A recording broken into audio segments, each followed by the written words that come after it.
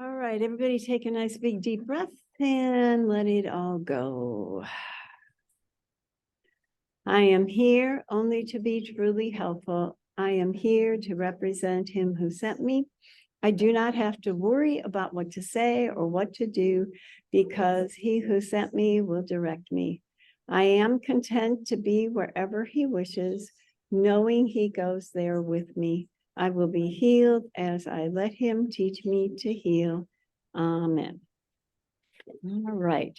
So I was thinking this week, at one point in time, Helen said to Jesus, and this was rather early in the transcribing of the course, she asked Jesus to take her fear away. And Jesus basically responded to her and said, don't ask me to take your fear away. That's not where the problem lies. The problem doesn't lie in the effect. The problem lies in the cause. And as we know, we've been working on a couple sections in the course that talk about the idea of there's one problem and one solution.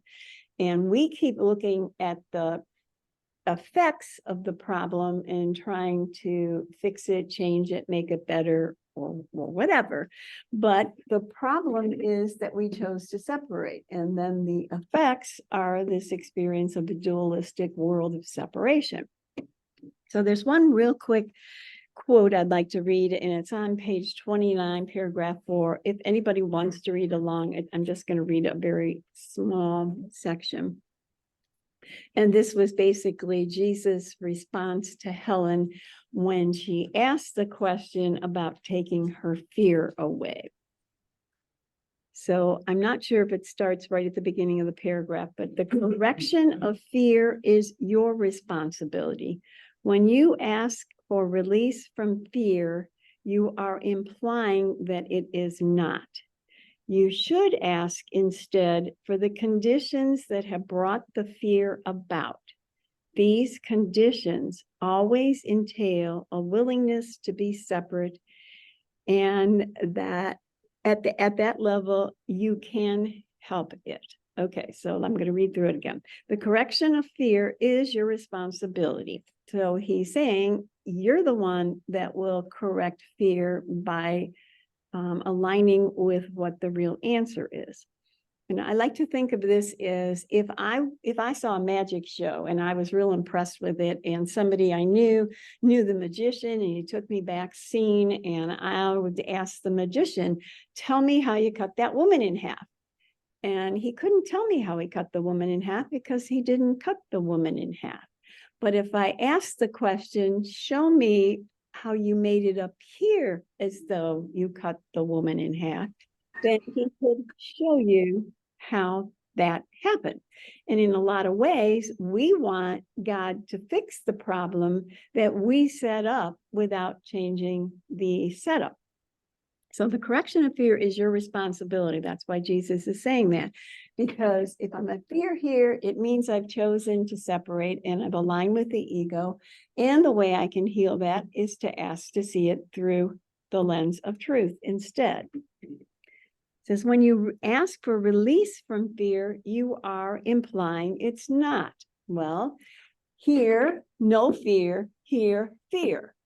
So if I'm aligned with the thought system that produces fear, the answer isn't, make the fear go away. The answer is go to the place where fear doesn't exist. You should ask instead for the conditions that have brought the fear about. And anytime we live in the experience of the separated state, we are going to experience fear. We're going to experience guilt. We're going to experience the belief in sin. And, we've been reading sections that have to do with grievances. And literally all grievances, if you boil them down, they really represent some aspect of fear. And I'm going to read the definition of grievance: a real or imagined wrong or other cause for complaint or protest, especially unfair treatment.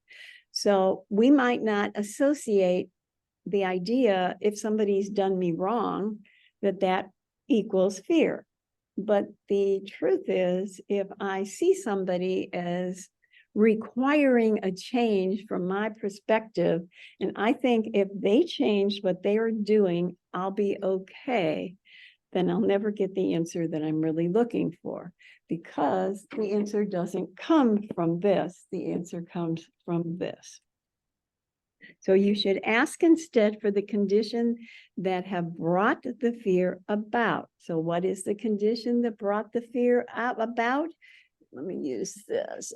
Okay, when we chose to separate, everything from there on is the beliefs in separation, and in the living of the separated state is going to be some form of guilt, sin, and fear. Anxiety, upset, injustice, worry, wrong, injury, ill offense, disservice, unfairness, outrage, atrocity, unjust act, damage, affront, insult, indignation. So all of those live here, and all of them are from this initial cause, which was we chose to separate, and then we took it seriously. And everything since then, we've been living in this box, wondering why we can't solve the problem that is presented here. And again, Helen asked the question here, you know, get rid of my fear. And Jesus says, I can't get rid of your fear. Go up to the cause, change the cause to truth, and then the problem will be solved. But we want something to change here. We don't want to be the ones that are responsible for making the shift and the change. But I'm not aware of it. Oh, that's exactly correct, Bob. We're not aware of the fear. We're not aware that what we see on the outside is a reflection of that fear.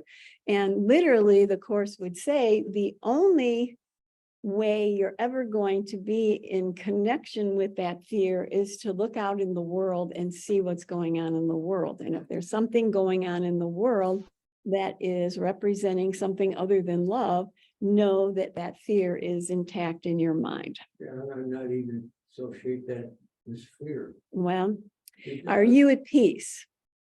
Pardon? Are you at peace? Most of the time I think I am. Okay, but check the Yeah, times when you're not.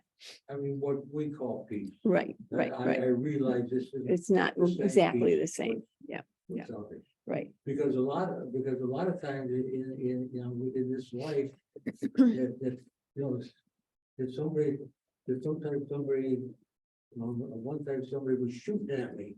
Right. And I was looking up, I wanted to know who the hell that shooting at me, that dirty son of a, you know, and Right. then afterwards I say, well, you should have ducked down when you're nuts. Well, your And- priority was to fight back. You see, and I have many instances Right. where this is. Yeah. Very common, and I'm not at fear. Right. Yeah, well, you're a lucky And one. Afterwards, I say. "Look, Yeah, what was I thinking, right? Right. Yeah, well, again, look at the times you're upset. Okay, anytime you have an irritation that comes up, or something in the world is not going the way you think it should, or somebody irritates you. I'm not sure I get upset. Well, how about issues around your wife? Does she ever irritate you? I mean, I don't know. That's that's how it goes in my house. Maybe it doesn't in yours, you know? In territory. Right. Well,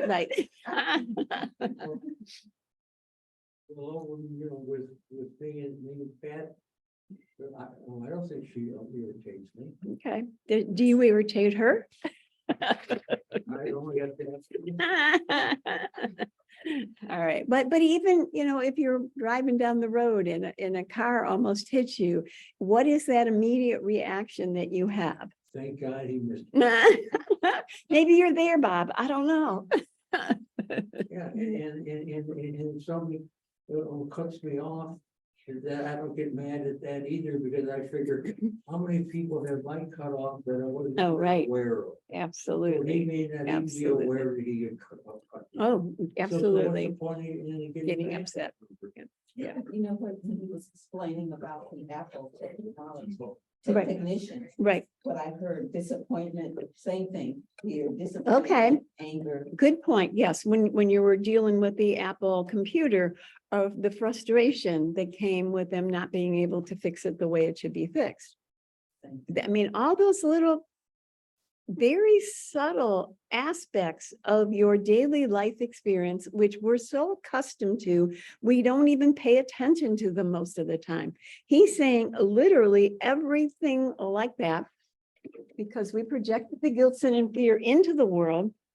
Every time one of those little things, shakes your world up a little bit, that's a wonderful opportunity, because the only way I'm going to know what's in my mind is by the fact that I get upset by something in the world.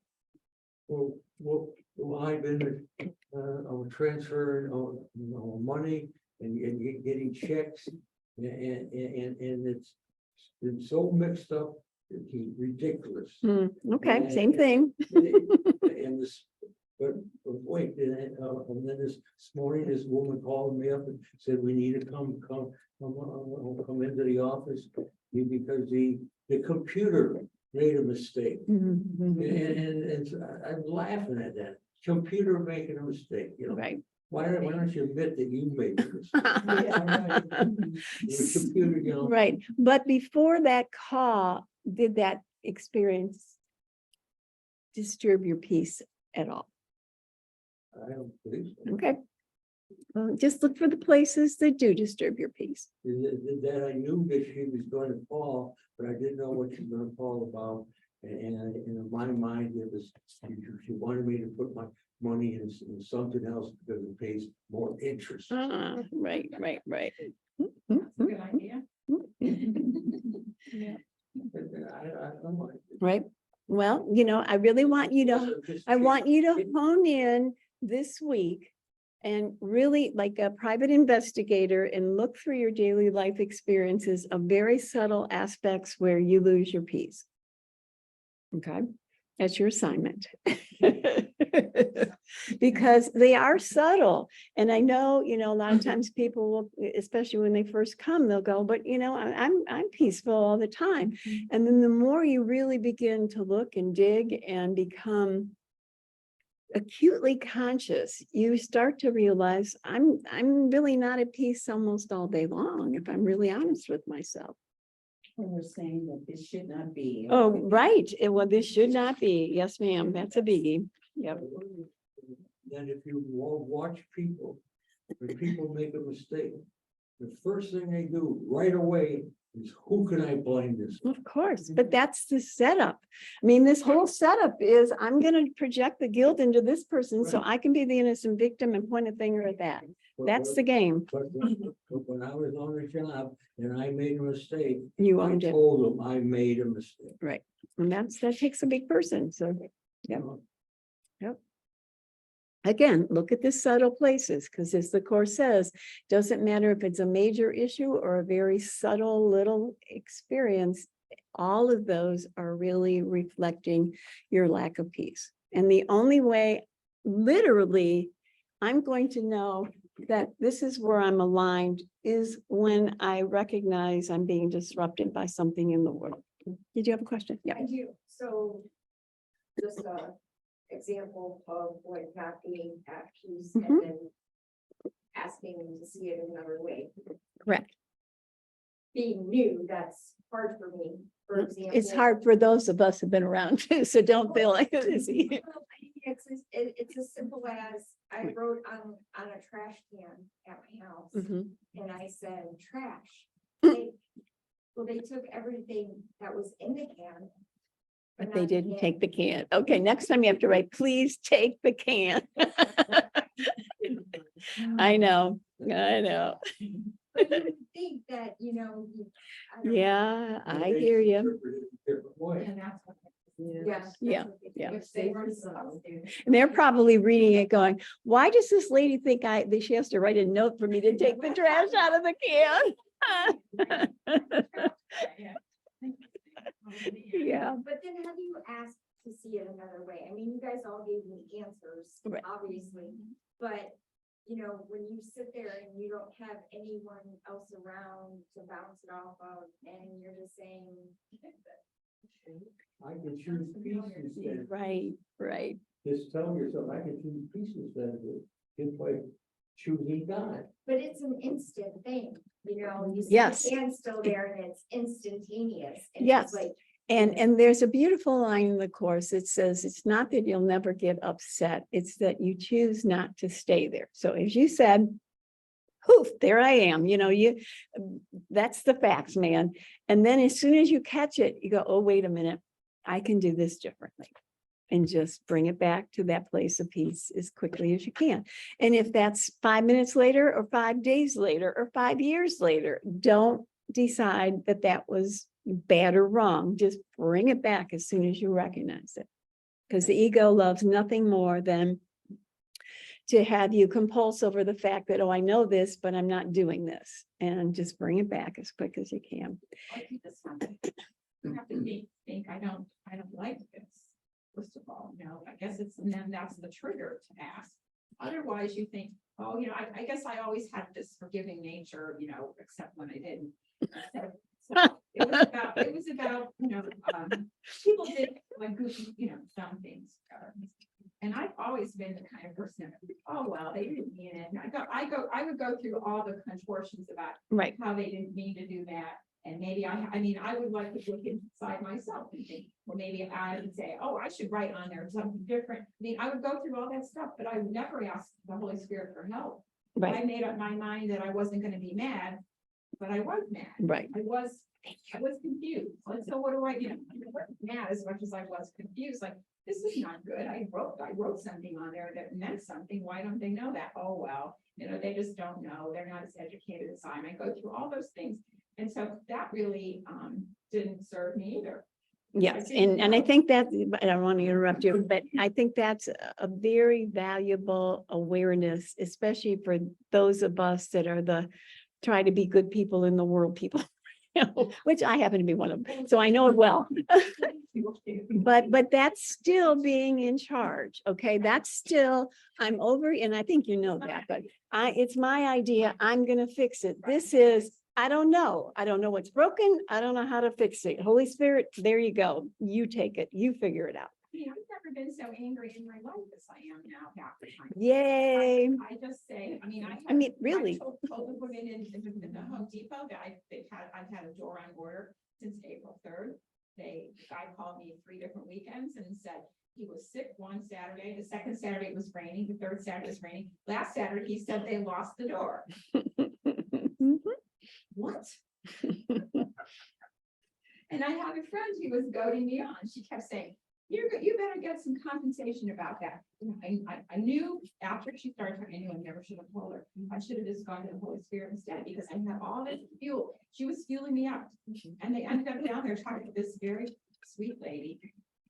And she said, don't worry. I said, I'm just really mad. And she said, well, we're going to look for it. I said, I was yelling at her. Where are you going to look for it? Where could it be? It's not in the electrical department. It's not in the plumbing. It's a door. Where could it be? She said, okay, we're going to look for it. She said, so what she said to me was, well, we're very sweetly, we're either going to find it or we're not.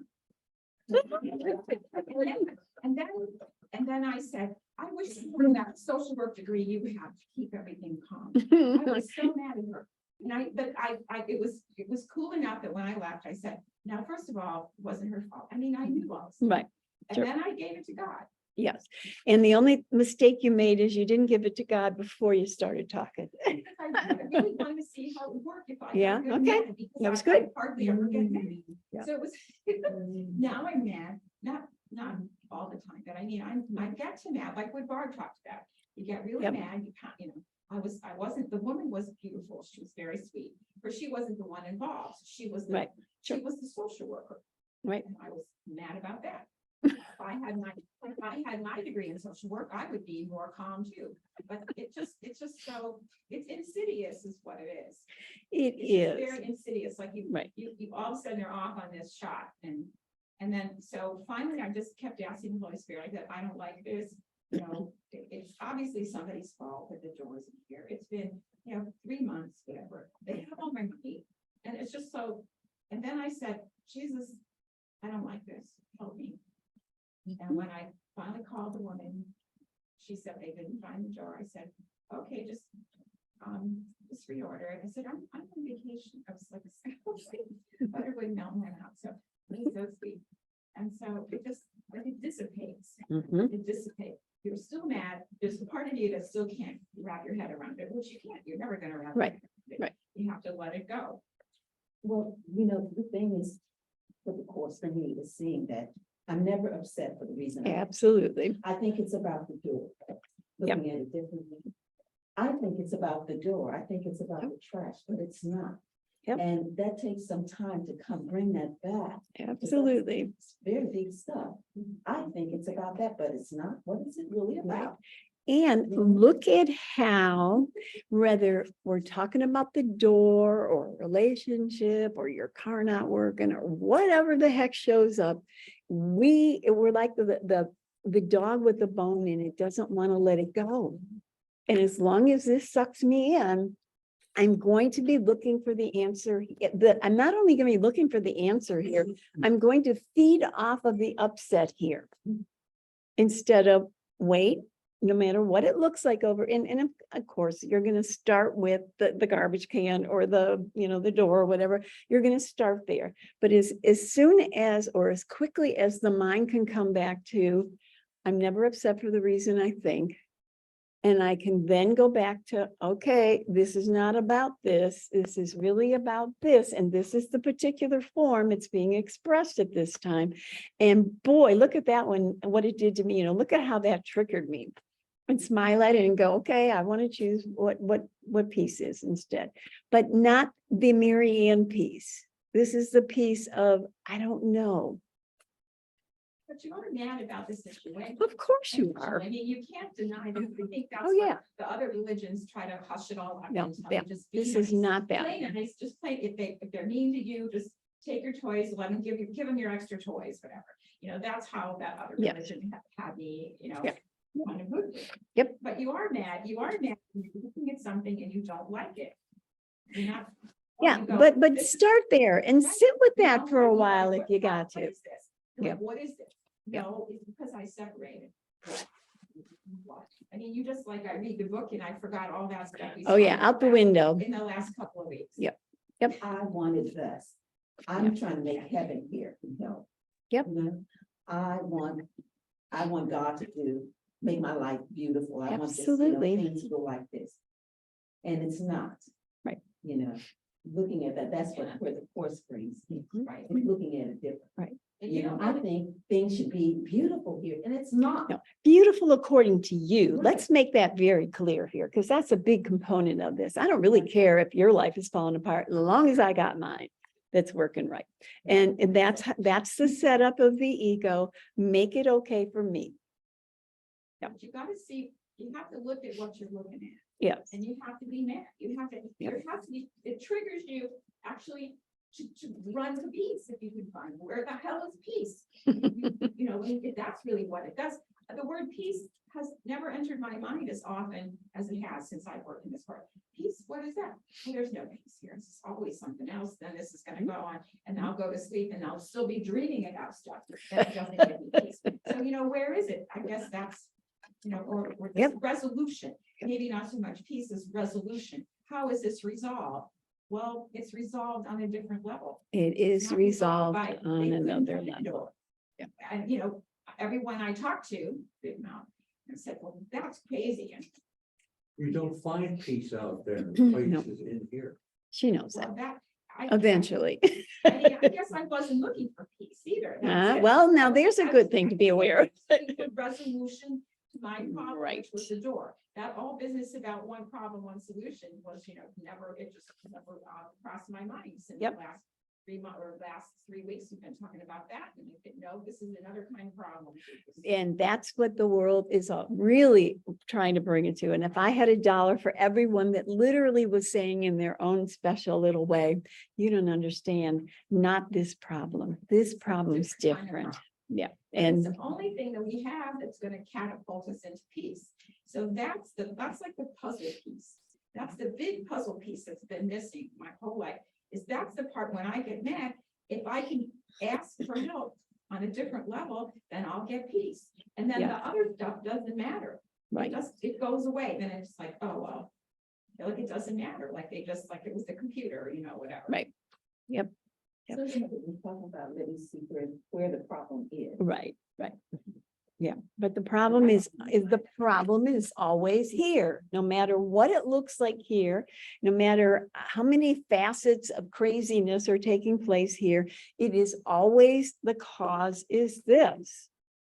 But the trigger is the thing that happens. Well, the trigger is the thing that happens, and as you said, it's not like you push that under the carpet. It's not what this is asking us to do. You recognize, oh man, look at me going this one. I thought I was a nice person who was always very sweet, and I just understood everything, and I was the therapist. Why didn't you want to be a nice? No, well, all right, that's a I've good, been a nice person all this time. The heck with that. I'm done with being a nice person. yep, And she didn't say, you know, "Oh, you're such a bad person. I'm not gonna find you." She didn't say that. I don't care. I've been seeing, I'm not a nice person. right, I'm a right, bitch. right, yes, yeah. Well, I'm not gonna say that either. I'm not happy in this moment. Not happy. But the realization that I am not this wonderful, totally peaceful critter on planet Earth. I am this, just watch me spew, When you're ego, you're not very nice. and you're not very nice. No. Demanding. And what we really are, we hide it. Yes, Be yes, nice. yes, right. You know, You hear about these people killing other people, we are capable oh, of doing the absolutely. same thing if we had the right condition. The Right, gun. and we may not take out a gun and knife, but if I'm having thoughts of attack of any shape or form about anything or anybody else, I am just as much a killer as that person is at that moment. And remember, when we chose for the ego, we chose the opposite of love. Okay, love doesn't live here. We have the results or the effects of absolutely the total opposite of love. So again, part of this is to look at me act like a crazy person, but what would you expect of a person who's living in the opposite of love? A crazy person. And then eventually you don't take it quite so seriously. You look at it and you go, oh, there we go again. Do I really want to continue to go this way? Or do I want to keep aligning with truth? But don't sit there in There's the, no out with the ego. No, there's no out. Everything No. sucks. Everything's Mhm. bad. Everything, you know, what a stupid store. yep, They didn't lose anybody else's stuff. It was also like, you know, that's the extent of the. look at all anger. the juice. That's how, you know, and it goes through your mind and you, oh, you know, don't feel that way. You know, you're like, shut up. Tell me to feel that way. And it's always about, this isn't fair. This isn't right. This shouldn't be happening to me.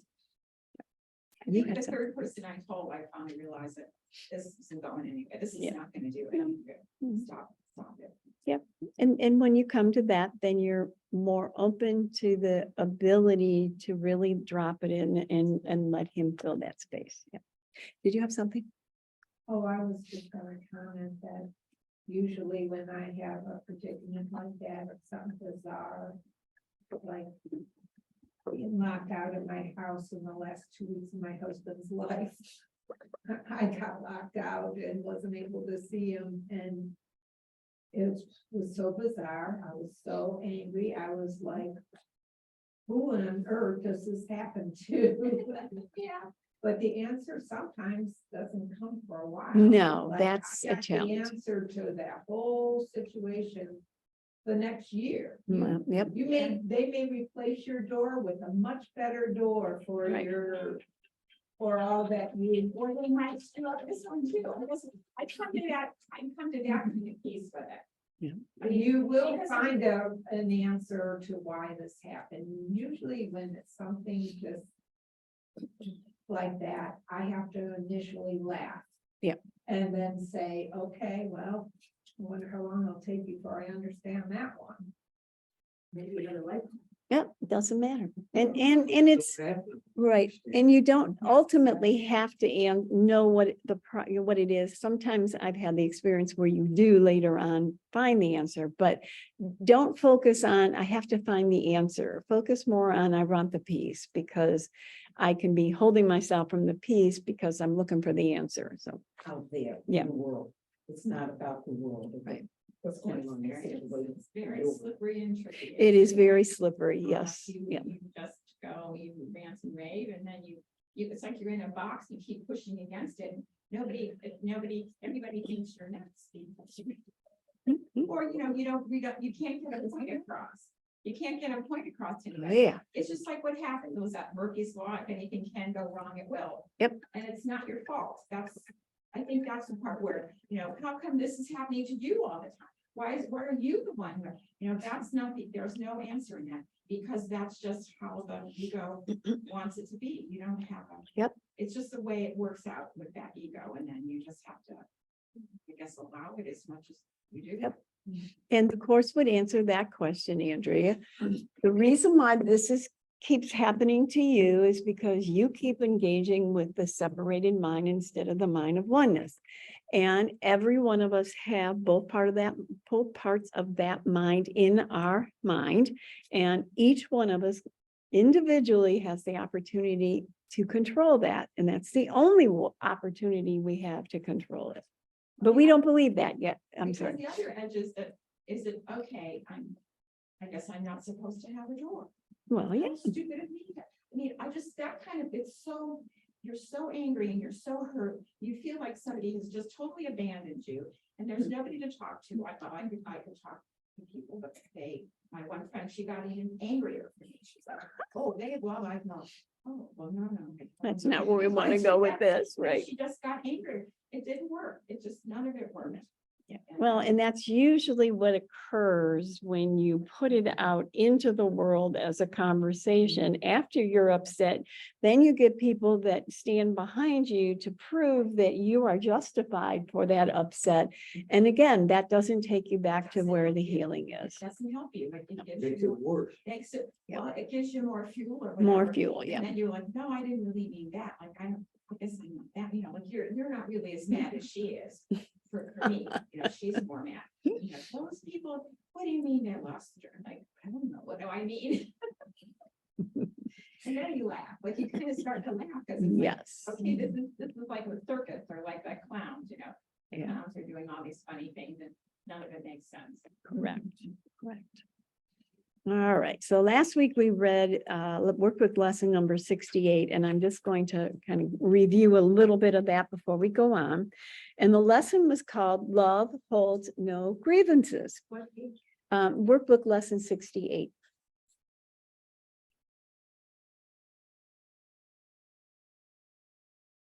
So I'm going to pick on Andrea a little bit since she put out that great story there. But what this would say is love holds no grievances. So if we were aligned completely with love, the lack of my door would not disrupt my peace. Now, that might happen, but it wouldn't disrupt my peace, okay? And, okay, well, how do we live in a world where absolutely, positively, nothing, no one, no circumstance would cause any form of grievance? That seems like a total, complete impossibility, right? In the world we're living in, let's put it that way.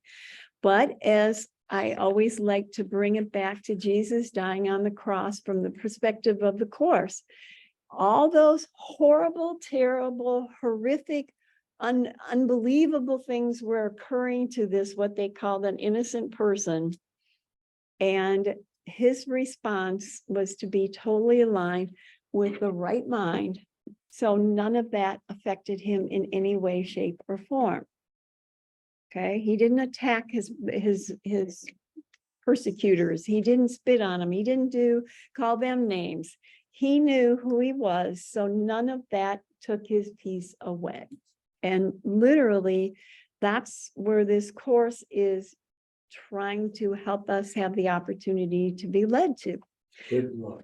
Well, good luck. And then what is my motivation? Is that what I want more than anything else? A number of, I don't know, probably 6 months ago, I did this little card that says peace, fear, sin, guilt. And, if I keep bringing it back of, I really only want peace. And every time I fall into the trap of guilt, sin, or fear, I stop and go, wait, no, I'm going to go to peace. That's the training. That's the process. And again, I'm going to use Andrea's example. That doesn't mean you don't sit in the pile of, I really want to be angry right now because I'm really upset with whatever's going on.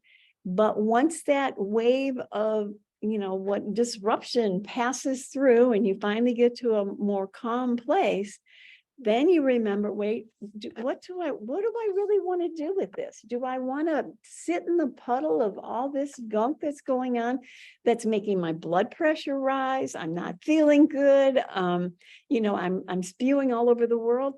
What do I really want? What is my motivation? Do I really want peace more than anything else?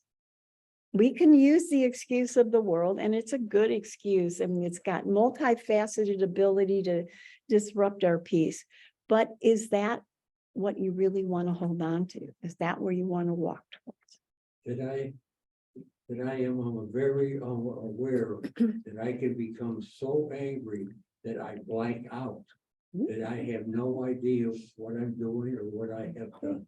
So there is a part of you that knows a little bit about No, I know, This is coming from years right. years back. No, I know I'm a very angry Yeah. person back.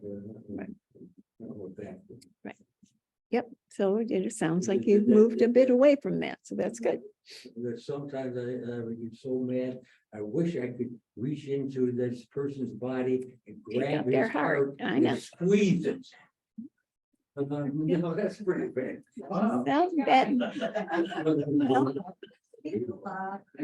but he's being very visual here, but the bottom line is we're all capable of that. And if we really looked in that intense moment when you're really being taken to your edge, The ego is. that's what the ego is. Kill or be killed. Where is it? There, right? Kill or be killed. That's what the ego's made of.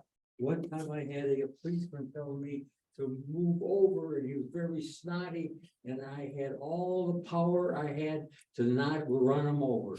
It was everything I could do to stop. Yep. I- And these are the moments the course is asking us to really look at. Okay, so again, this is love holds no grievances. And, I give that wonderful example. If I was an orange and you squeezed me, you'd get orange juice. And if I was love and you squeezed me, all that could come out is love. If something other than love comes out when somebody squeezes you, and I'm not talking about a nice hug here, when they squeeze you, it represents there's something in me that's not of love. Yes, they squeezed me and it came out, but it couldn't have come out if I didn't know it was in there. And this is about really recognizing what's in there so that I can make a change if I want. Would you do me a favor? And Kathleen, would you turn the heat up 1 degree, please? Thanks. So love holds no grievances. You who were created by love, like itself, can hold no grievances and know yourself, capital S. Important line. When I'm aligned with the ego, I cannot know myself as I really am, the capital S self. I only know myself as an ego. I can only know my brother from the limited porthole of the separated state. And I can only know God from that point as well. Okay, so again, think about this. Grievances are holding me in a place where I don't know who I am. I don't know who my brother is, and I don't know who God is. But above and beyond all the other stuff that is attached to this, I can't know who I am. Can't know who my brother is. Can't know who God is. That's quite a price to pay to maintain grievances.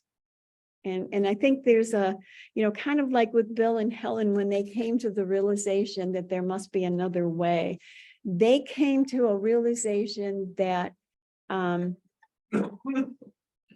all the ways that they try to fix and manipulate and take care of the world weren't working. And I think all of us, to some degree, have come to the realization that the way I manipulate, try to fix, try to change, try to make the world different is not working. And when you come to that point, that moment is the true moment of willingness where I finally go, I don't know.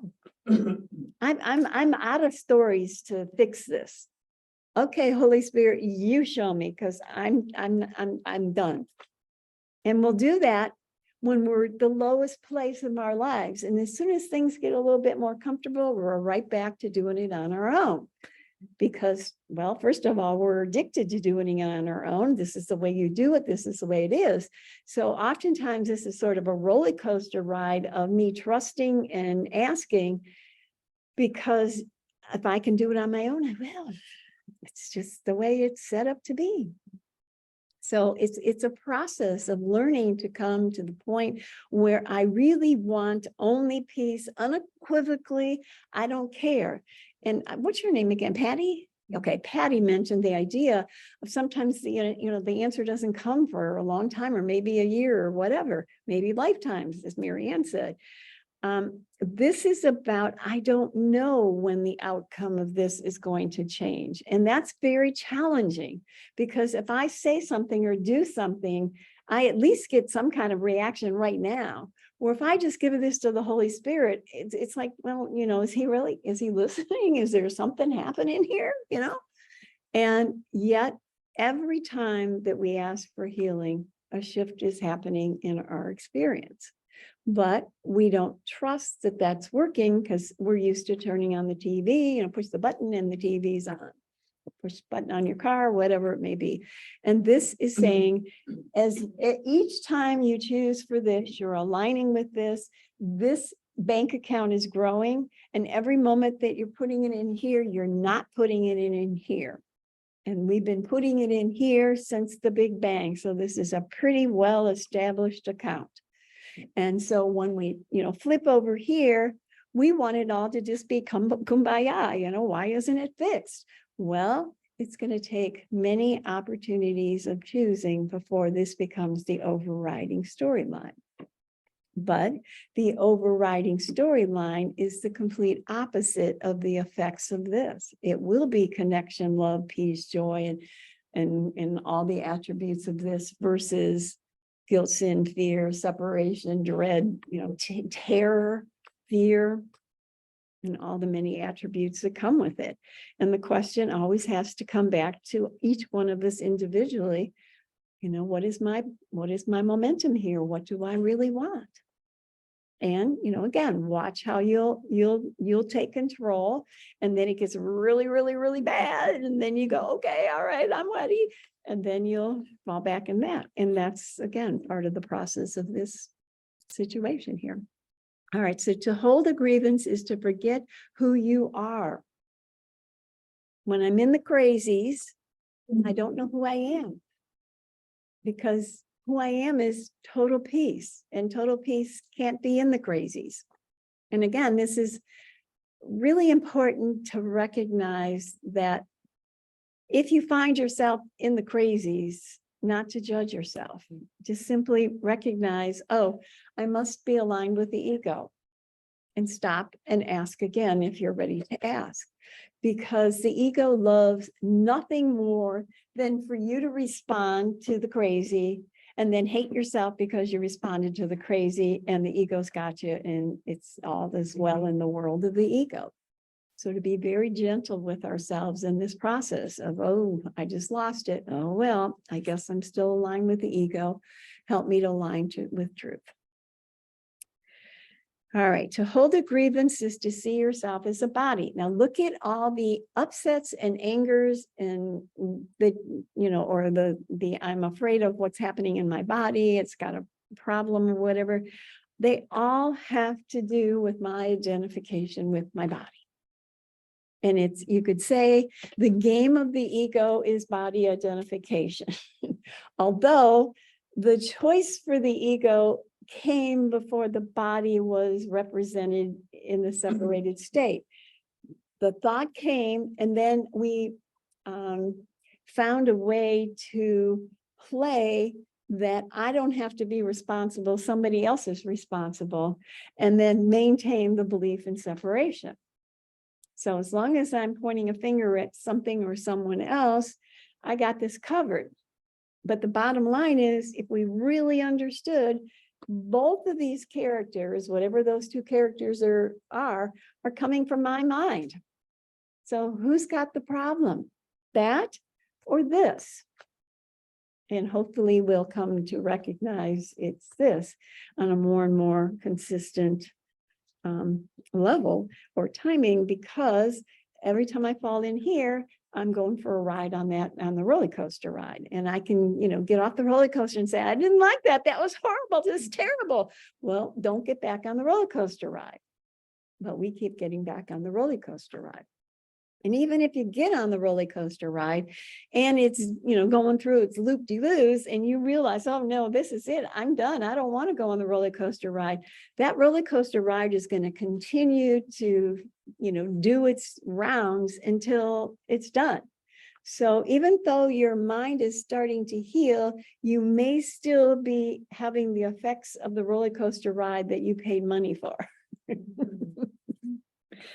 All right, so to hold a grievance is to let the ego rule your mind and condemn the body to death. So what does that mean? All right, so when you hold on to grievances, let's see, to hold a grievance is to let the ego rule your mind. So again, when I align with the effects of this, and I hate my brother or the situation in my world, or I hate my body because it's not doing what it's supposed to do, I am saying that this is real, this is true, and I don't need God. Thank you very much. All right. And then when it says, and to condemn the body to death, because there is no death over here. So anytime we align with the ego, we are literally buying the package that's got death as one of its main components. That's a real special one, isn't it now? All right, so I'm going to go to paragraph 3.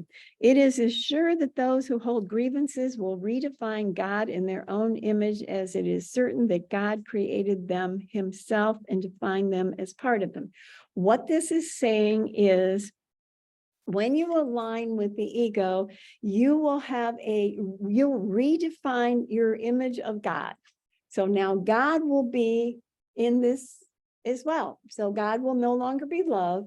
God will be the same as me. And that's why in the Bible, God causes floods, or he's going to put you in hell and all that kind of stuff, is because we're looking at a God as the Course calls it, a God of sickness that is not the God of love, that his only thing he could ever do is just love. So it's kind of a, where I said earlier, how I see myself when I'm an ego is not who I really am, nor is my brother as he really is, nor is God as he really is. So we've taken on a total different facade for everything when we chose for the ego. And it's saying that just as we redefine God in our image, in truth, God is really, you're really an image of God in truth versus the ego belief. It is assured that those who hold grievances will suffer guilt. Okay, let's just sit with that one for a few moments, because that's another thing that happens. I attack my brother, and then what do? I feel guilty because I attacked my brother, especially if I'm trying to be a good little spiritual person. So, all right, so the ego's got you again. Doesn't care if it got you going in or going out, it's got you. The ego's goal is to keep you here. And here is not peace. So any form, and again, not to feel guilty because you're not at peace, but recognize that's because I've chosen for this. Okay, so it's a very slippery little place to be.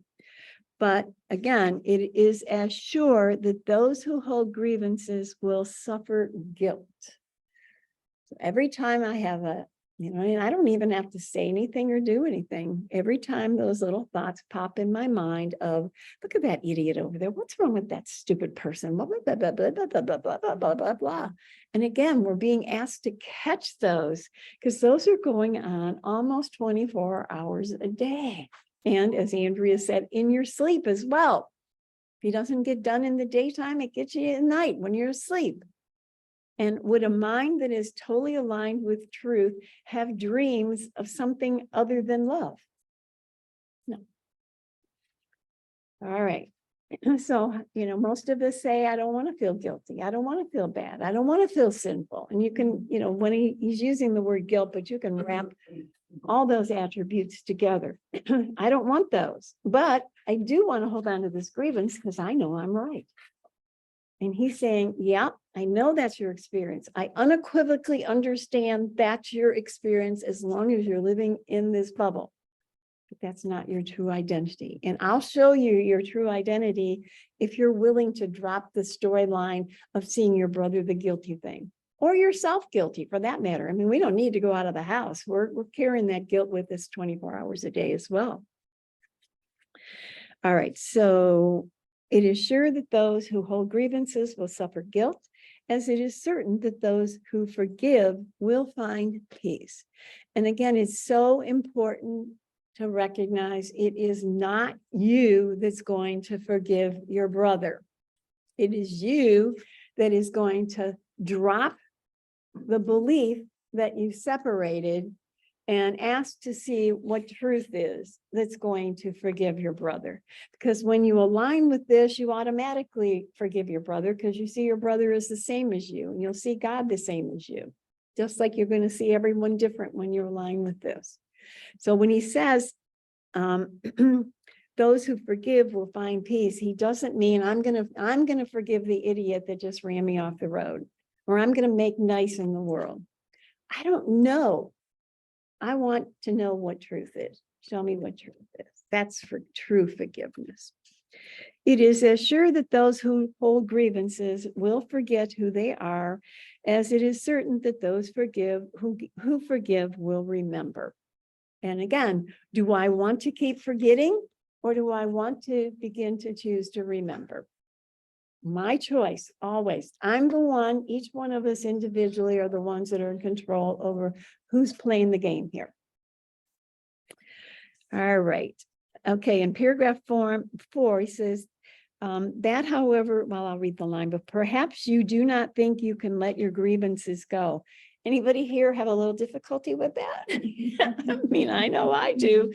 As Andrea said, when you're in the heat of the moment, the last thing that feels comfortable is going, oh, I'm going to just drop that because that's not a big deal. Okay. But he says, perhaps you do not think you can let your grievances go. That, however, is simply a matter of motivation. And again, is that really what I want, or do I still want to be right? And keep remembering, the first step into the concept of separation was, I wanted to be right. I wanted to be special. I wanted to be different. I wanted to be God. And as long as any of those outcover, I don't know what the word I'm looking for, outshine my motivation for peace, they're going to win. And believe it or not, anytime